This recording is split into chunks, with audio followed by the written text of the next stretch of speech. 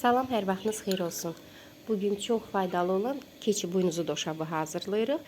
Marketlərdə, apteklərdə satışı və tələbatı həddən artıq çoxdur.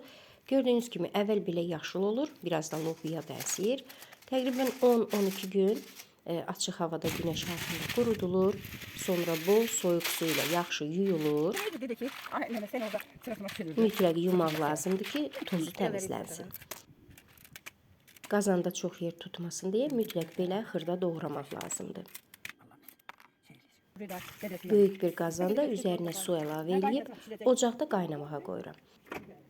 Təqribən 8-9 saat qaynadı və belə suyu çəkildikcə arada 5-6 litr su da əlavə elədim və tam yarıya düşdükdə içərisindən olan bu çubuqlarını yığıb götürürəm və yenidən qaynamağa qoyuruq.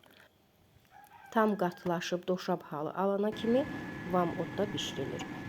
Onu da deyim ki, marketdə satılan kimi şirin deyil, bir qədər acıdır. Hazırlayan hər kəsə nuş olsun.